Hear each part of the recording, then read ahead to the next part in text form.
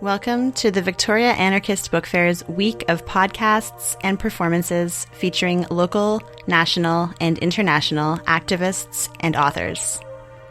The Book Fair Collective and From Embers have teamed up this year to release presentations over our podcast platform that can't be held in person due to the COVID-19 pandemic. Recordings of these voices of resistance were conducted on unceded indigenous territories across so-called British Columbia and beyond. For more information about the book fair and a full schedule of online events this week, you can check out victoriaanarchistbookfair.ca. Listeners in the Victoria region are encouraged to visit Camas Books at camas.ca for anarchist publications and more. Thanks for listening. My name is Ven, she, her, or they, them pronouns, and I'm on the Victoria Anarchist Book Fair Collective. This interview, we're going to be talking about the work of the P4W, or Prison for Women Memorial Collective, and their recent work in opposition to transphobic and transmisogynistic petitions demanding the segregation of trans women in women's prisons. We'll be talking to two people. Ann Hansen, she, her pronouns, has spent a little over 7 years in prison, including 2 short stints in Grand Valley Institution for Women on a couple of parole suspensions. These suspensions gave her the opportunity to see if the new so-called reformed federal prisons for women were an improvement over P4W. In a word, not. She is serving a life sentence for her role in the urban guerrilla group Direct Action during the 80s. She now lives on a small, wannabe self-sufficient farm and continues doing prison abolition work with the P4W Memorial Collective, not far from her old cage in P4W near Kingston. And Naphtali, they, them pronouns, is a white non-binary trans Jew into abolition, anti-zionism, black and indigenous liberation, night-bouquets, and community care. Their commitment to abolition is rooted in ancestral Jewish practices and dreams in diaspora. They work on projects as a member of the P4W Memorial Collective and contribute interviews from time to time to Prison Radio CFRC 101.9 FM, which airs inside over 10 institutions in the Cataraqui, Kingston region. They have never been in prison or jail. The Victoria Anarchist Book Fair Collective acknowledges the Lekwungen and Wasanich peoples, also known as the Songhees and Esquimalt nations, and the Saanich Nation, whose occupied traditional territories we organize, live our lives, work, play, and hold our events upon. Not only their territories, but also the traditional territories of the Haudenosaunee and Mississauga were the territories on which this interview were recorded. As part of this acknowledgement, I personally would like to add that prison populations cage a disproportionate amount of indigenous people compared to the white settler and colonizer population that we belong to.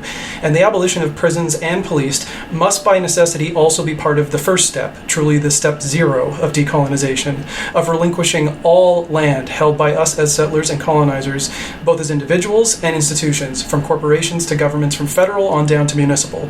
The abolition of Canada is a dual movement with the abolition of prisons and police, and one which we as settlers and colonizers must be committed to. Enjoy the episode. If you guys could introduce yourselves, we'll start with Anne and say a little bit about what you're going to be speaking on today.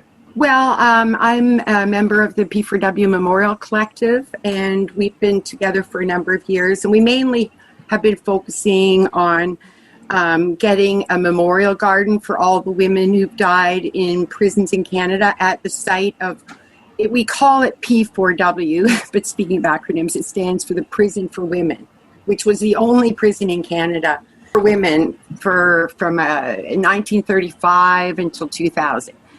And so anyways, we have a messenger group as well, which is composed of women who've been in prison, but from all over Canada, and we are a closed group, so we talk. And one day, I was scrolling through, and I saw that someone had posted this petition called the Canadian Women's Declaration, an appeal to repeal Bill C-16. Now, I'm not a big proponent of, the Canadian Bill of Charter Rights and Bill C-16 and all this, in the sense that, as an anti-capitalist, and I do identify as an anarchist, I don't believe that bills of rights and freedoms are they're more of an illusion for the vast majority of people. I'm not going to go on a big lecture about it, but I think a lot of people that identify as radical or even revolutionaries would acknowledge that these bills of rights and freedoms generally apply mainly to the, white male elites, So, but even then, it was, when I read this petition, it was so transphobic and advocating for things like segregating all transgender women in prison due to several transgender women who committed raped a woman in one case. Another person had been transferred from a men's prison as a transgender woman, had a history of being a pedophile,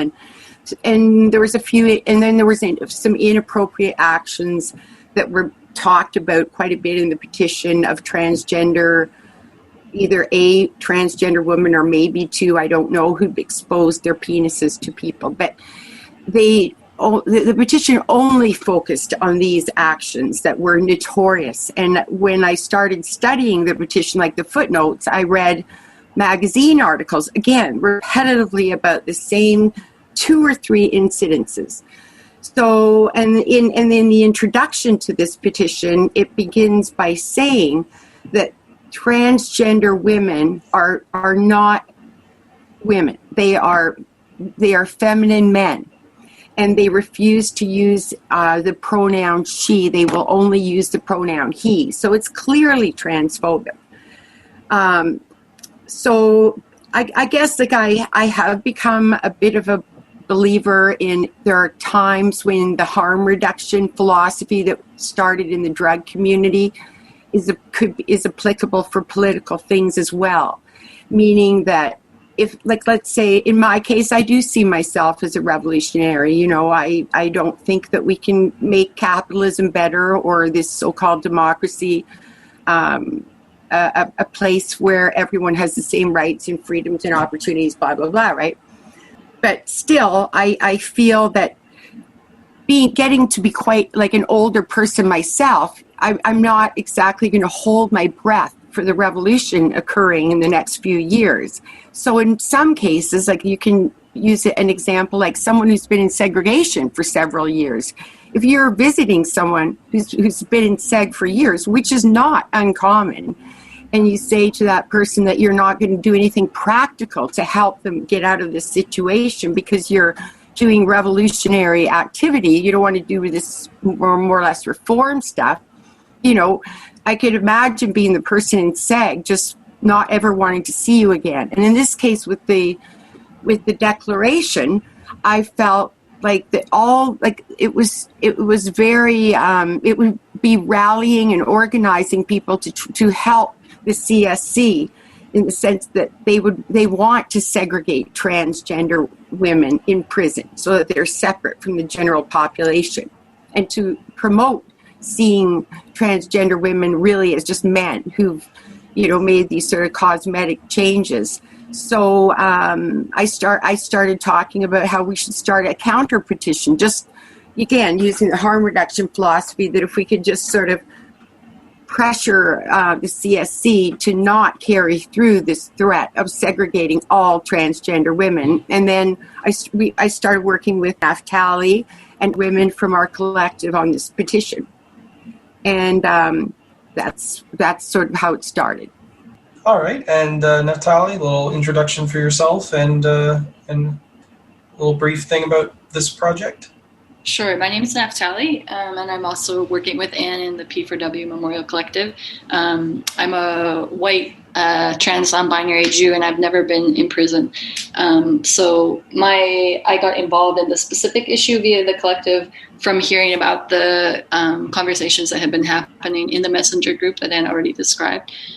And one of the ideas that we came up with, because Prisoners' Justice Day was approaching, so we thought that, you know, alongside this kind of harm reduction model, which we're all in support of, but of course also recognize the limitations of, you know, activities like petitions or that kind of more like lobbying mentality.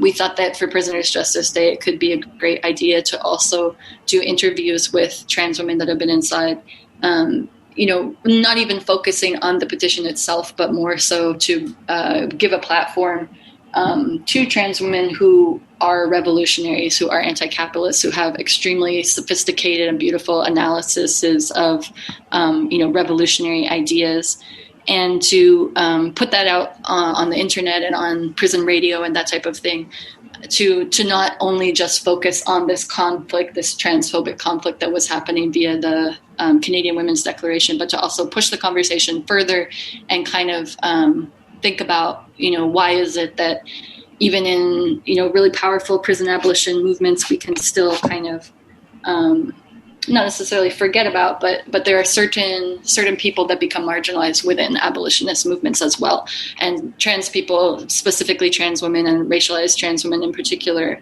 are often, pushed to the margins of our own movements. So I think that in addition to the conversations that were happening in that messenger group, me and another person who are in our collective started to get in touch with people and started to do outreach and stuff to set up some meetings. And yeah, it was really beautiful because I think that even though the kind of impetus for these interviews was the transphobic conflict that Anne was talking about, it really grew into something that's maybe more about actually hearing analysis from trans women that is abolitionist and anti-capitalist and anti-racist, and how those ideas can really be leading our movements. Yeah, so I guess sort of a question for you, Naphtali, would be in doing this outreach, sort of what's something that you think is one of the more sort of common things that you're hearing from trans women in prisons? I think the kind of undercurrent that has been through every interview that I've done is really about how people are wary of creating a prison that is accommodating. So as much as everyone totally is in favor of harm reduction, and like Anne was talking about, of course, when you're actually having the experience of being imprisoned, then obviously, whether you're on the inside or whether you're on the outside, building that struggle as well. Of course, we want prisoners to be the leaders of our movements, and we want people to survive prison. So on the one hand, that's very important in terms of harm reduction, but on the two hand, people also talk about how really the goal is not to make the prison a space that's safe for trans folks, so to speak. And one thing that I had a conversation with somebody that I'm not even sure if this made it into any of the interviews that we've posted online so far, but is thinking about the way that CSC is really through, for example, the Healing Lodge model has really moved into this world of cages that is actually, and punishment, and that is kind of comes through these rubrics like healing or, culturally appropriate methods of incarceration and that type of thing, and how it's really kind of slippery slope because, people were talking about, you could imagine, for example, there being like a trans-only prison, and how there really has to be a balance between harm reduction and abolition, because we're not trying to build more prisons. The goal is not to have prisons that are safe for trans women. Yeah. And that's a good point too, that, as much as it's important to improve conditions sort of within the beast that there is, the idea is to slay the beast. Mm-hmm. Yeah. And I think sort of to that point, I guess, as regards the petition, do you know anything sort of about how this petition is being received by government as opposed to the original transphobic petition? Well, I know online there's a huge amount of support. I mostly have been involved in what's circulating on Instagram. And, in our collective, also in the P4W Memorial Collective, we've had conversations really frank conversations where we talk about is something like a petition worthwhile? Is it, we feel a little bit uncomfortable about doing it because, as Anne was saying, there's also limits to that kind of activity. But then at the same time, it's actually been really well received and by people that are, super radical. And I think that the text that me and Anne worked on that accompanies the petition really lays out very clearly the kind of tensions around, I guess, the danger of building momentum for that kind of transphobia. Maybe Anne can speak to that more, but even in terms of amongst employees of CSC, parole officers, all these types of people that have the agency and the power to really make life miserable or even impossible for trans people inside. Yeah, and as regards sort of the impacts of both petitions, I guess, what are you sort of aware of as far as that goes in terms of people working within CSC or government? Government sort of has there been any kind of response in terms of people suggesting legislation or anything like that, or obviously the initial one is suggesting a repeal of certain aspects of legislation. But are you aware of any sort of rumblings from government or from CSC? No, not yet. I mean, really, we just started posting the petition online on Prisoners' Justice Day, so it's only been a few weeks. So no, we're right now, we're still just accumulating signatures.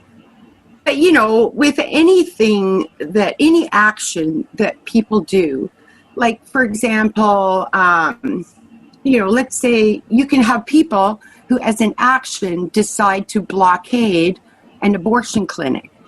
Now, it's like the action can be the same itself as, let's say, blockading a pig farm, a huge industrial pig farm where they're abusing the pigs. They're both blockades, but what makes them different, you know, is the consciousness, is the ideas, is what motivates them. So in a sense, like, I think that, you know, I see a lot of things like that. Like, I'm not a big fan of petitions, the whole idea of lobbying the government. Right. But in this case, as long as what we're our motive is to also raise awareness at the same time, because it's amazing how there is a real layer of transphobia within the population at large. So that if you hear this one story about a transgender woman who's running around with their penis exposed, even other women who've been in prison and have been in prison with only transgender women who were like everybody else, like really great, right? It's amazing how quickly people jump on board that image, you know? And so I think the petition is only sort of in small part to sort of put some pressure on the CSC to not segregate all transgender prisoners, but it's also to combat this transphobia that exists inside prisons as well, as it does outside. And so I know in my case, and I know with the same with Naphtali, you know, we've had many, many conversations that have come out of this petition. And like things are happening, like there was a court case not too long ago, I don't know if I'm going to pronounce it right, but Beaujolais, you know, versus the government. And the CSC was defending not transferring a transgender woman who they said was too physically strong and too dangerous to put into a women's prison unless guards were able to use weapons. Now, as it is now, guards in women's prisons do not carry around guns and stuff. They can only do that in an extreme emergency. And so this would be the CSC's justification for having weapons all the time. Yeah. And that kind of a courtroom lawsuit, right? And in this kind of courtroom situation and just this story would sort of puts the blame on guards. Let's say they are given the right to carry arms in the living units.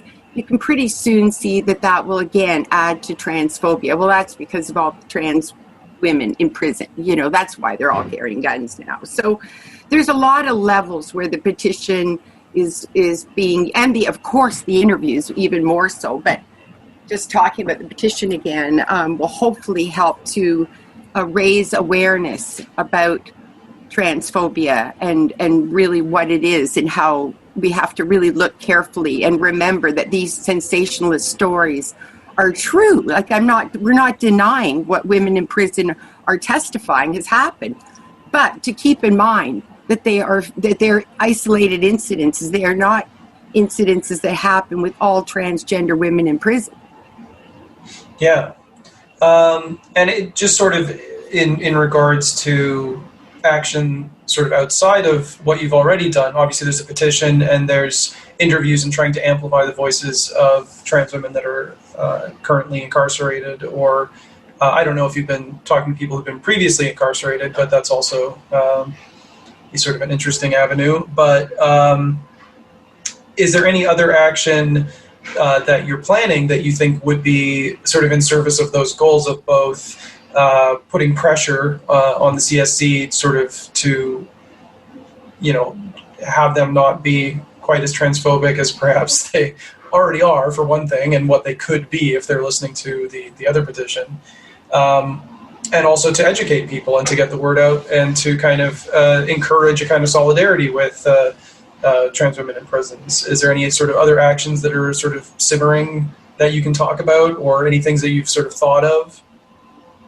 Well, for now, we actually haven't really moved into other phases of this project in terms of other actions. But I will say that, like, one of the things that has come up that I think is really important, and like we've had a lot of conversations about, is actually the transphobia that, as Anne mentioned earlier, kind of transphobia exists everywhere. It's sort of like in the air that we breathe. And so as much as, the powers that be, maybe CSC, and that's kind of who we're directing the petition to, a lot of what the conversations that we've been having in our collective is actually about addressing transphobia in our own communities and in our own struggles and, the people that we're close to and that we work with. So I think, like, for me, that's kind of actually one of the most exciting is sort of an inappropriate word, but like one of the more energizing parts about this is actually the conversations that come up with people that, that we want to be in solidarity with, or that we're already in a collective with, and actually, hearing more about how and why transphobia is actually mobilized. Because people are afraid, because prison is a violent institution. It completely makes sense. I think that transphobia could become something that people could kind of cling to as a way to think about safety or security in a space that's completely violent and insecure, like a prison. So to me, that's actually kind of the most generative part of this at present, is really those conversations that are happening more on like a, for lack of a better term, kind of like a local level, and even turning a little bit away from the sort of institutions that we initially wanted to kind of talk back to, and actually look at how transphobia is manifesting, in our own collective, let's say, or in the messenger group or whatever. I think that is kind of like, in a way, it's maybe the most important starting place. Is building those conversations and I wouldn't say necessarily awareness, but just talking about like, why did this petition catch on? Why did this transphobic kind of rhetoric catch on? That's really awesome. Yeah, that's something that I think, just as a trans person who's also navigating whether it's radical spaces or whether it's just political spaces in a general sense, or even speaking with family members, speaking with friends, or things like that, to have that conversation be sort of an ongoing thing, because transphobia is ongoing, so the resistance to it and the sort of conversations around that should be ongoing as well. So I think that's really important, that kind of work. Is there anything that you think people should really be focused on? Obviously, the petition, you're wanting people to sign it and get sort of boost it and give it some legs. But aside from that, listening to what the interviews that you've posted, and sort of aside from those things, is there anything that you think is like a really actionable thing for anybody listening to this that they could be doing themselves? Well, I think to become more educated, and whenever, I'm kind of going to refer a little bit back to what we were just talking about, to answer your question. Like, some of the issues that are coming up in prison, I believe, are also coming up on the street.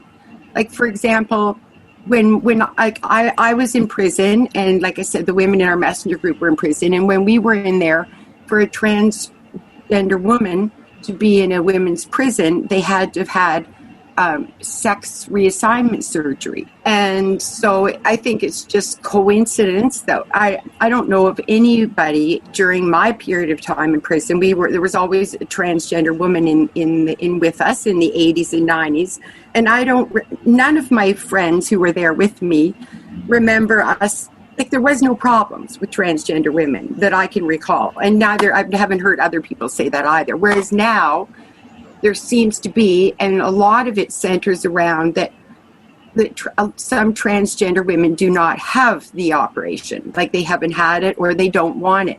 And even on the street, I think that's a bit of an issue. People don't think that if a trans woman hasn't had an operation, that she's serious, or that she's a fake or something. And I think people aren't aware, first of all, of how, it's not a very advanced form of surgery. So for trans women who choose to have surgery, it's not a perfect science, so it's still, the surgery doesn't necessarily produce a really working female, vagina and clitoris and everything. So I can understand why people wouldn't necessarily have surgery. And there's a number of reasons why a person may choose not to have surgery. And on top of that, even if you do choose to have surgery, there's a government approved a specialist who you have to be interviewed. I guess there's more than one, but across Canada, who you have to get an interview with, and you have to be approved. That takes time.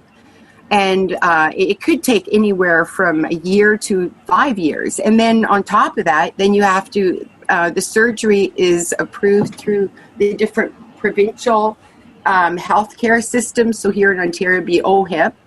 And then once again, you have those long waiting periods between the time that you get approved and the time you have the surgery. Yeah, and prison could obviously interrupt that process if, yeah. Yeah. So, even if a person wants surgery, it could take 5 or more years even to have surgery. And again, a lot of people choose not to have surgery, and that shouldn't be an issue.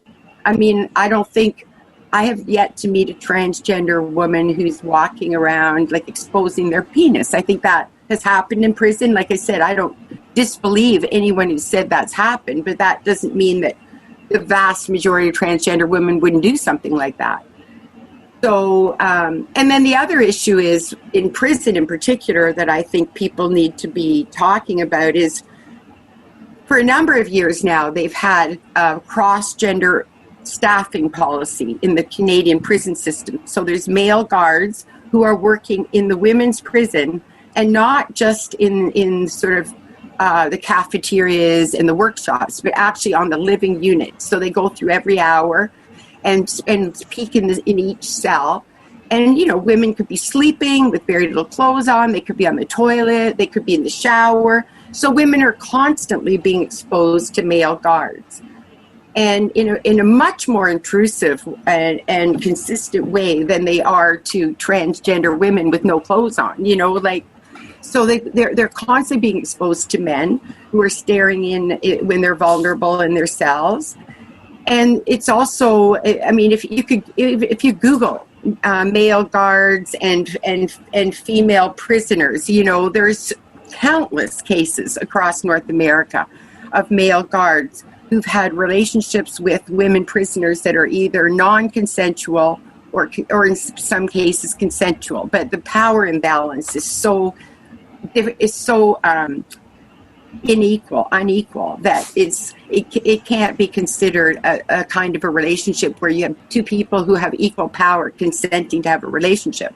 So I think that when people focus solely on transgender women being in prison and this whole focus on the penis, I think that they're ignoring the elephant in the room, which would be the male guards who are now strolling through the women's living units without the women being able to control it or even know if they're coming.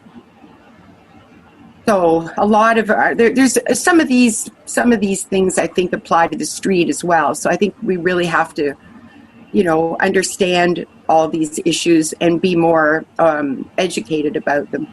Mm-hmm. And Naphtali, do you think there's anything that's sort of actionable that people could be doing in support of these women in these prisons? Yeah, I think what Anne was just saying is really true. And I think that's, understanding the relationship between gender and criminalization and obviously adding to that race and, street involvement and all that type of thing. Like, I think that deepening our abolitionist analysis is to understand how really like subjection, as in like being made a subject by the state, is so entwined with prisons, with police, and that's really, I don't know if it's so cheesy to say, but like we really do need to be having those conversations amongst ourselves. I think we need to be, growing those conversations in our own communities and practicing different ways of being in relation to each other and dreaming different ways of being in relation to each other.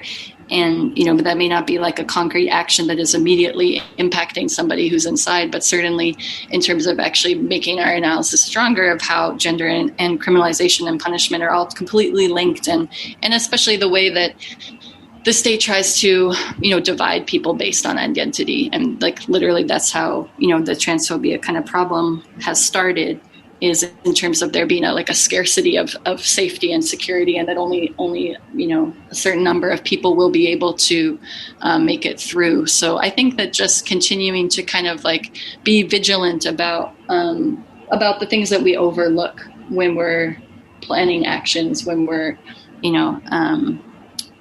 basically like just trying to be in community with each other. Yeah, and obviously also these are women that you can write to. I mean, that's another thing that's kind of important, is keeping lines of communication with the outside open. And, people love receiving letters and other kind of communication in prison. So that's something people could do. Is there anything else that either of you want to sort of elaborate on? Because I feel like we've covered a lot of ground. And if you have anything else that you want to say, we could kind of wrap it up maybe, or up to you.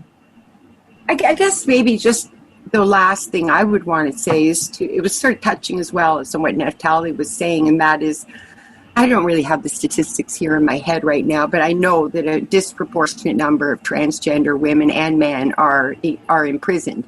And we all have to keep in mind, like, who are prisoners anyways? Like, even within radical communities, there is this tendency to see people in prison as having made poor choices, let's say, at the least. They're bad people. They've, maybe there's a bit of pressure for them to have committed a crime, but essentially it is something that people make as a choice, as a lifestyle. They're bad people.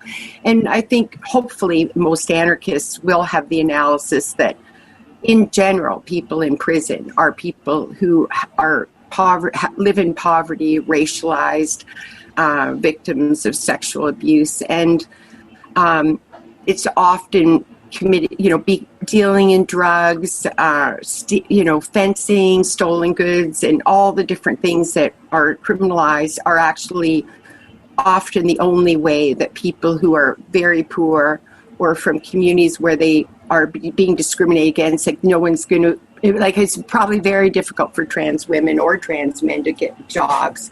So, of course, the only resort left is the black market. And I think we have to keep that in mind, that prisoners are not bad people or people who made bad choices, but they are generally, I don't like using the word victim, but are victims of the unjust and unequal social policies that the government and the wealthy elite implement and force upon our society. Mm-hmm. And maybe I would just add to that also that given the context that this is an anarchist book fair, I think that's like another thing that we talked about a lot in relation to this project is the fact that, for some people, people have a really radical revolutionary political analysis or whatever. And there's also a lot of people outside of prison, but also inside of prisons who are not, for whatever reasons, that's not what's on their minds, or that's not, the type of community that they've been involved in. But that doesn't mean that the type of community that they've been involved in is any less radical, and that they don't have analysis to offer. And also, like we were saying earlier, it also doesn't mean that there aren't problems like transphobia, in prisons and that type of thing. But I think also, so just to echo Anne, expanding the kind of horizon of what radical is and what revolutionary is, because so very often, especially in the case of trans women in particular, this is, like sex workers, trans women are way overrepresented in sex work, and a lot of the criminalization that trans women encounter is maybe, it's not always, not to say that there aren't trans women that are anarchists, of course not, that's not what I'm saying, but just like that there's different ways that people get kind of siphoned into different communities, and always being kind of mindful of trying to, bridge those separations so that we don't keep being divided from each other. All right, awesome. And where can people find both the petition and the interviews that you're doing? On our website, www.p4wmemorialcollective.com. And you'll find interviews and the petition on our website. Join us for Kite Line, a weekly radio program on Channel Zero Network that focuses on issues in the prison system. With over 50 episodes already released, you can hear informative and riveting stories about the impact of prisons on people both inside and outside of the prison walls, and how they fight back. Kite Line is intended as means of communication between people across prison walls. Our goal at Kite Line is to amplify the voices of those within the prison system while encouraging dialogue with those on the outside. Hear us on the Channel Zero Network and visit our website for more information or previous episodes at kitelineradio.noblogs.org.